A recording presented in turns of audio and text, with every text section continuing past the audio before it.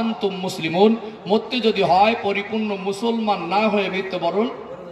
ভালো করে খেয়াল করুন, কি না হয়ে? মুসলমান না হয়ে। এই জায়গায় রাখি, বলুন আমাদের জন্মটা হয়েছে কি মুসলমান হিসাবে, বড় হয়েছি মুসলমান হিসাবে, বেঁচে আছি মুসলমান হিসাবে। এর জন্য আমরা গর্ববোধ করি, আমরা মুসলমান হিসাবে বেঁচে আছি না, আর মরতে চাই আল্লাহর কাছে। এই জন্য বললি আল্লাহ মরণের সময় যেন ঈমানের কলেমা নসিব হয়। জন্ম মুসলমান হিসাবে, বেড়ে ওঠা মুসলমান হিসাবে, বেঁচে আছি মুসলমান হিসাবে, মরতে চাই মুসলমান হিসাবে। আই কার্ডে, আধার কার্ডে, পাসপোর্টে, প্যান কার্ডে, জমির দলিলে, জাতিতে মুসলমান। আল্লাহ সূরা আলে ইমরানের 102 নম্বর আয়াতে শেষ অংশে বলছেন ওয়ালা তামুতুন্না ইল্লা ওয়া আনতুম মুসলিমুন, মরতে যদি হয় পরিপূর্ণ মুসলমান না হয়ে মৃত্যুবরণ করো না। তাহলে এই মুসলমান শব্দের অর্থটা কি? কথা কি বুঝতে পারছেন?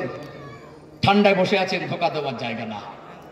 আমি আপনাদের মন জয় করতে বসে নেই, মন জয় করা আলাদা, আর হক আদায় করা আলাদা। একজন বক্তা ওয়াইজ মোকাররির যদি মনে করেন সামনে যারা বসে আছেন ওদের মনটা খুশি করব, এটা অত্যন্ত সহজ। বিভিন্ন কথাবার্তা দিয়ে মন জয় করা যায়, কিন্তু আল্লাহর সন্তুষ্টির উদ্দেশ্যে হক আদায় করাটা কঠিন। কোরআনের থেকে ভালো কথা, হাদিস শরীফের থেকে ভালো কথা আমার পক্ষে আপনার কাছে উপহার দেওয়ার মতো আর ক্ষমতা নেই। এই কথা যদি কারোর ভালো না লাগে, কোরআন হাদিসের বাইরে গিয়ে তার ভালো লাগানো কথা বলা একজন আলেমের দায়িত্বও নয়। কথা ঠিক বললাম না? আচ্ছা বলুন, এই যে বলছিলাম এবারে কথাগুলো বাস্তবে মেলান তো। আমরা ওয়াজ শুনে অভ্যস্ত হয়েছি, বুঝে অভ্যস্ত হয়নি। আজকে মুসলমান শব্দের অর্থ সবাই বোঝে বলে মনে হয়? আজ কত একটা বেসিক পয়েন্ট আমাদের ঘাটতি দেখুন। আমরা ওয়াজ শুনে শুনে বুড়ো হয়ে গেলাম। আমরা দেখবেন এখন পণ্ডিতের অভাব নেই, বিশিষ্টজনের অভাব নেই, জ্ঞানী গুণীর অভাব নেই। আজকে মানুষ কেউ কারোর জায়গা থেকে ছোট হতে চায় না, সবাই মনে করে আমি মহাপণ্ডিত। কিন্তু একটা বাড়িতে 5 জন 7 জন ফ্যামিলি, এই ফ্যামিলি মেম্বার সেও জানে না মুসলমান শব্দের অর্থ কি, তার পরিবারের সদস্যরা কেউ জানে না। আঘাত দেওয়া উদ্দেশ্য নয়, কাউকে ছোট করা, আক্রমণ করা উদ্দেশ্য নয়। আপনারা এই গ্রামের মানুষ, আশপাশ এলাকার মানুষ, আপনারা বলেন তো সবাই কি মুসলমান শব্দের অর্থ বোঝে? তাহলে যে মানুষটা আজও পর্যন্ত 20, 30, 40, 50 বছর বয়স মুসলমান শব্দের অর্থটাই বুঝলো না, ওর দ্বারা মুসলমান হওয়া পরিপূর্ণ সহজ হবে না খারাপ কঠিন হবে? আর বাস্তবেই তাই। আমরা গাড়ি বাড়ি করেছি, রাস্তাঘাট উন্নতি করেছি, জামা কাপড় আপডেট করেছি, আমরা আমাদের ঈমান আমলকে আপডেট করতে পারলাম না। এই মুসলমান শব্দের অর্থ জানা দরকার আছে না? নেই? আছে না? ধৈর্য আছে তো নাকি? আমি সুর টানে যাবো, বাংলার পরিবেশ তো সুর টান ছাড়া মানুষ আর বুঝতে চায় না। একটু জাস্ট এই আয়াতের ব্যাখ্যা দিয়ে নেই, আমি সুর টানে চলে আসবো ইনশাল্লাহ।